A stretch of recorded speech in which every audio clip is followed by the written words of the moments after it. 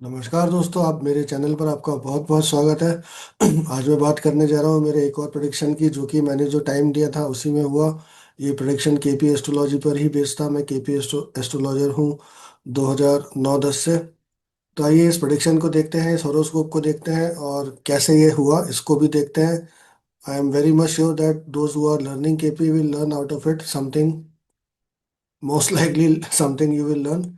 And कैसे prediction करते हैं वो भी आप देखेंगे, सीखेंगे।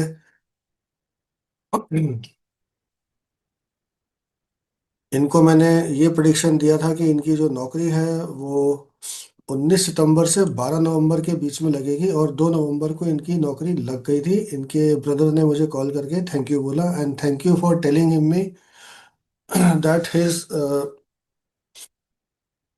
that the job of the native was fixed. The job was not a permanent type but a temporary type. But actually she got into job because she was jobless from a lot of time. So कुछ नहीं से कुछ अच्छा होता है, and how planets made it possible. Let us see। सूर्य की महादशा चल रही है। सूर्य की महादशा 2029 तक है। सूर्य की दशा में जो इनका अंतर चल रहा है वो राहु का है। What made me tell इनको कि 19 सितंबर से 12 नवंबर, कृष्णमूर्ति पद्धति में समय को निर्धारित करने की बड़ी सामान्य सी पद्धति है। सरल सा तरीका है जिसको कि अगर आप समझ लेते हैं तो समय का निर्धारण करना बड़ा आसान हो जाता है। कृष्णमूर्ति पद्धति अपने आप में एक बहुत ही सरल सुलझी स्पष्ट पद्धति है, जिसमें कि कोई लाग लपेट या झूठ फरेब का कोई लेना देना नहीं है। This is a very very clear cut logical system of prediction, जो कि मुझे अब बड़ा अच्छा लगता है, और इसको मैं 2009 से कर रहा हूँ जैसा मैंने पहले बोला। अब ये सन की दशा चल रही है, और सन की दशा में राहु का अंतर है। राहु ने जॉब कैसे दी 19 नवंबर को से 24 नवंबर के बीच में, क्या था, तो हम इसको देखें।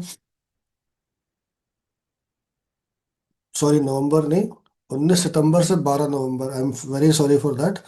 19 सितंबर से 12 नवंबर, तो इनकी कुंडली में जो पीरियड चल रहा है, केतु है 19 सितंबर तक। इसके बाद आया Venus.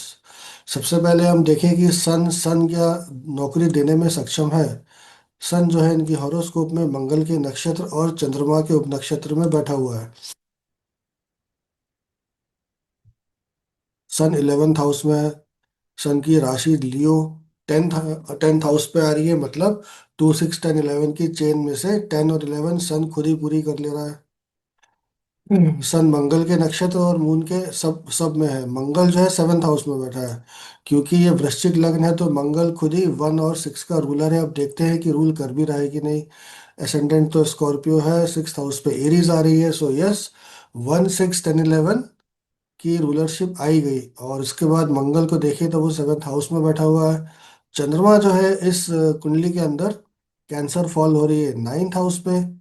And sun is in Mars star moon, sub moon बैठा है इस कुंडली में पहले घर में, तो फर्स्ट हाउस भी प्रोमिनेंट हो रहा है। 9th हाउस वैसे तो लॉस ऑफ जॉब का होता है, लेकिन मून मर्क्यूरी के स्टार में है, और मर्क्यूरी 11th हाउस में बैठा है, और मर्क्यूरी 11th हाउस का रूलर भी है। उसके बाद हम देखें जो अंतरदशा लॉर्ड है वो क्या बोल रहा है। अंतरदशा lord is Rahu. As always Rahu Ketu को डिसाइफर करना हमेशा से दिक्कत का काम रहा है। राहु के ऊपर गुरु की दृष्टि आ रही है, गुरु केतु के साथ बैठा हुआ है।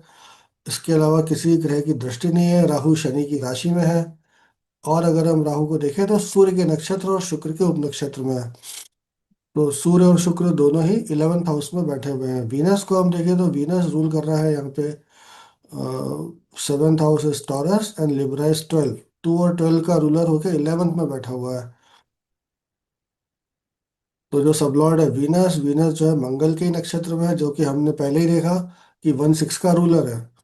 और मंगल खुद 7th हाउस में एसेंडेंट को एस्पेक्ट कर रहा है, और मून का एस्पेक्ट मंगल पे आ रहा है। ये भी इस कुंडली में एक बहुत अच्छी बात है। Aspect and conjunctions are very much ignored, जिसको कि इग्नोर नहीं करना चाहिए। और इसी कारण जब इसके बाद चलिए, सॉरी, प्रत्यंतर दशा लॉर्ड को तो देखना भूल ही गए। तो वीनस का प्रत्यंतर था 12 नवंबर तक। वीनस का प्रत्यंतर 12 नवंबर तक है, और वीनस बैठा हुआ है मंगल के नक्षत्र और अपने ही उपनक्षत्र में। और वीनस की जो प्लेसमेंट है it is in 11th house. तो केपी का जो सिंपल रूल है, अगर कोई प्लानिट का सबलॉर्ड वो प्लानिट खुद है तो वो उस हाउस के लिए बहुत स्ट्रांग हो जाता है जहाँ पे कि वो पोजीशनड है। और उन हाउसेस के लिए भी जो वो रूल करता है। अब वीनस यहाँ पे बेसिकली तो 12th हाउस रूल कर रहा है, जो कि विदेश दिखाता है। इनकी जो नौकरी है वो कनाडा में लगी है। 7th हाउस भी अपने आप में एक विदेश का स्थान होता है, लेकिन क्योंकि वीनस का सब लॉर्ड वीनस खुद है, तो उसने अपने हाउस को, 11th हाउस को बहुत ज्यादा प्रोमिनेंटली उसका फल दिया, प्रोमिनेंटली उसको पोर्ट्रे करा। This is how KP astrology works. हमें महादशा, अंतरदशा, प्रत्यंतर दशा, उनके नक्षत्र, उप नक्षत्र और बहुत बार उप नक्षत्र का नक्षत्र स्वामी भी देखना होता है, जैसे कि हम कस्प में करते हैं। कस्प में हम ऑलरेडी सब लॉर्ड का स्टार लॉर्ड देख ही रहे होते हैं। तो इसमें कुछ नया नहीं है, कृष्णमूर्ति जी ने ये बहुत पहले ही बता दिया है। अगर लोग इसको कोई दूसरे नाम से बोलते हैं तो ठीक है, सबकी अपनी अपनी इच्छा है, बट इसमें कुछ नया है नहीं। और सन का ट्रांजिट देखने वाली बात है। सन जो है कहाँ ट्रांजिट कर रहा था। अगर मैं सन का गोचर उठाऊं, मैं देखूं कि 19 सितंबर को सन किधर था, तो मैं पाऊंगा। अब मैं डेट डाल रहा हूँ, मैंने दूसरी विंडो खोली है तो ये आपको नहीं दिखेगा, लेकिन आप अपने अपने सॉफ्टवेयर में चाहे तो डाल के देख सकते हैं। 19 सितंबर 2025 को सन की जो ट्रांजिट हो रही थी, सन वॉज इन वर्गो साइन। और सन का जो स्टार लॉर्ड था, सन खुद था, और सन जो है जुपिटर के सब में था। तो ये टाइम मैंने क्यों लिया, मैंने ये टाइम इसलिए लिया क्योंकि सन यहाँ पे 2 डिग्री वर्गो में था, और क्योंकि यहाँ पे जो प्रत्यंतर दशा लॉर्ड था वो था वीनस। राहु इनकी जो कुंडली है उसमें बैठा हुआ है शनि की नक्षत्र में, शनि की राशि में, सॉरी। सूर्य भी शुक्र के नक्षत्र में। इसलिए मुझे लगा कि जब सन लिब्रा में आएगा तब ये घटना होगी। और लिब्रा में हम जानते हैं कि मंगल राहु गुरु के स्टार है। तो मेरा ये अनुमान था कि जब सन राहु के स्टार में ट्रांजिट करेगा, तो आइए देखते हैं 2 नवंबर को सन क्या कर रहा था।